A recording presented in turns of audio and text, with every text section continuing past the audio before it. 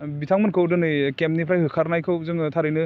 दुखु मोनदों। थ' मानि थाखाय बिथांमोनखौ होखारखो जों जेबो बुजिना मोनाखै आरो गभर्नमेन्टआ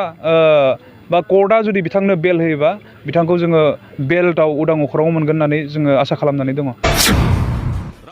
बारग' NLFBनिफ्राय जोङो माखासे बान्थाफोर दिनै जों मोनफ्रोम समाजाव जों हरनो रेडि खालामगासिनो दङ आरो बे बान्थाखौ मोनफ्रोम समाजा आजावगोन होननानै जोङो बारग' NLFBनिफ्राय जों आसा खालामनानै दङ। बेल हियारिंनि थाखाय खनथाम डेट मोनदोंमोन खिन्थु दुखु गोनां बाथ्रा बिथांनि बेल हियारिंआ जायाखै। गोदान बोसोर 2020 मायथाइनि गोजोन गाहाम हामग्लायनायजों लोगोसे फैबाय थानाय मागो दमासिनि अननाय आरो सिबिनाय आं गिबियावनो बयनिसिमबो बावहरग्रोनाय थाबाय। दिनै थारैनो जों रंजादों आरो गोजोननाय मोन्दों नैबे 2024 मायथाइनि सेथि दान अर्थात जानुवारि दानाव जोङो बे खायजामाथि ओनसोलाव बर'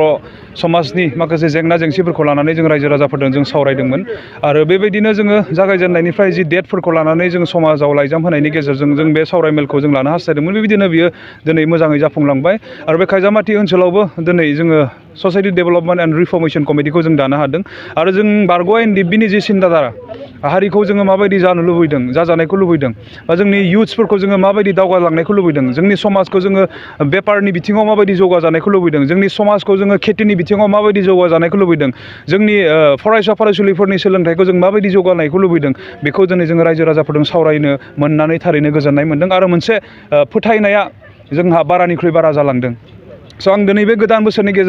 समाव आं मोनसे बाथ्रा आं बुंनो हास्थायदों फैबाय थानाय समबाव जोङो बर' समाजनो माखासे बान्था जोङो होनो रेडि जादों। बारग' NLFBनिफ्राय जोङो माखासे बान्थाफोर दिनै जों मोनफ्रोम समाजाव जों हरनो रेडि खालामगासिनो दङ आरो बे बान्थाखौ मोनफ्रोम समाजा आजावगोन होननानै जोङो बारग' NLFBनिफ्राय जों आसा खालामनानै दङ। स' फैबाय थानाय समबाव बे बान्थाखौ दिनै जोङो बर' समाजनो हरनो नागिरदों आरो बे बान्थाफोरानो जाहैबाय जोंनि नस्थ' जानाय सेंग्राफोरखौ जोंनि नस्थ' जानाय लाइमोनफोरखौ जोङो जेरैखि जाया जोङो हमथानांगौनि बान्था बेयो जागोन। जोंनि समाजाव सोलिनाय टिर गान्जा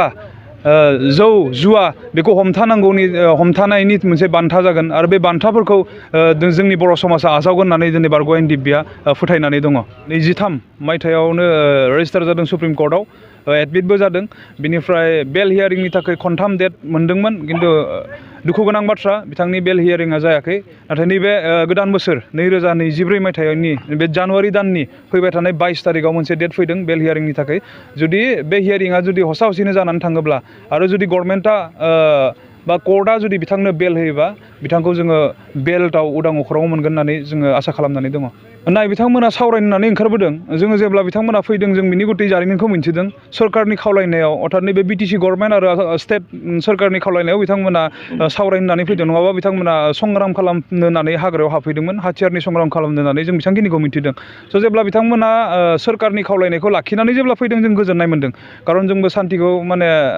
लुबैदोंमोन बिबायदि हाथियारनि संग्रामखौ नांथ'लिया होननानै जोंबो साननानै दंमोन आरो बे टाइमावनो बिथांमोना फैफाफिननायखौ जों मोजां मोन्दोंमोन। दा खोथाया जाहैबाय दिनै सावरायनायखौ कन्टिनिउ खालामनानै मोनसे फिथाइ थायहोनांगौखौ नागारनानै सोरखारा बिथांमोनखौ दिनै केम्पनिफ्राय होखारनायखौ जोङो थारैनो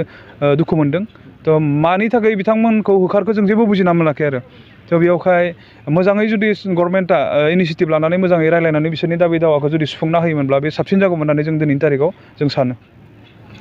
दा बिथांमोननि जे थांखि बेयो मामोन जोंथ' मोजाङै मिन्थिया जों बिसोरजों मोजाङै जिरायनानैबो सावरायनाय जायाखै खिन्थु नों बुंनाय बायदिनो मिडियायाव जों नुबाय थादों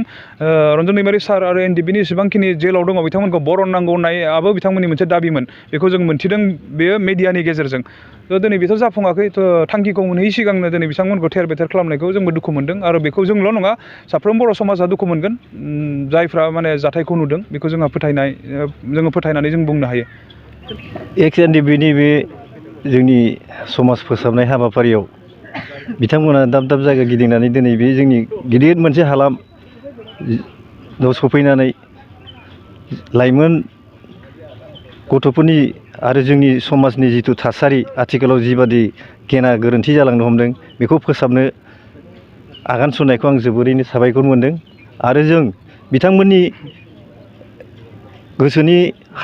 गेदेमा हारि दानायनि जिथु इनिसियेटिभ लादों बा लालांबाय थागोन बेखौ जों सानै हयै खालामलायनानै दिनै जोङो बे 19 गामि ओनसोलाव माने गिदिरथार खाजामाथि ओनसोलाव बरसिला जाराव जों दाफुंनानै लाबाय आरो जोङो मोनफ्रोमबो गामियाव जों बेबायदिनो बोथोर आरो समखौ मिलाय मिलाय सांग्रांथि मेल लागोन आरो मोनफ्रोमबो गामिनि जिथु गामि जौगानायनि भिलेज कमिटि थायो बिथांमोनजों जोङो थोंजोङै सोमोन्दो लाखिनानै जोंनि बे रोदा सुनो नागिरनाय माखासे गाज्रि थासारिफोरखौ जोङो फोजोबनो थाखाय जों मिथिगौ जेनेबा लाइमोन बा देरफुनाय गथ'फ्रानो फ्राय गोबाङानो हयथ' गावनो गोसो जानानैबो मालाबा गाज्रि संगआव गोग्लैयोबा लोगो मोननायजोंबो जायो सोरबाया बायद'आव थाङो बा गोग्लैहैयो बिनि थाखाय जोङो गिबियावनो जोङो गामिफोराव थानाय बिमा बिफाफोरखौबो सांग्रांथिनि गियानखौ होनो हानांगोन लोगोसे जों बयखौबो बुजायनानै अनलायनायनि गेजेरजों बिदि खालामोब्ला जों मा जाहैयो इयुना मा जायो जों बेखौ फोरोंनांगोन थिग बेबादिनो गासिबो बिमा बिफा जोंनि बे दाजानाय कमिटिनि सांग्रांथि सावरायमेल लोगोसे बिदिनो स्कुल कलेजनि फोरोंगिरिफोरजोंबो जोङो माखासे कअर्डिनेसन लाखिगोन मानो होनबा बेबादि मानसिखौ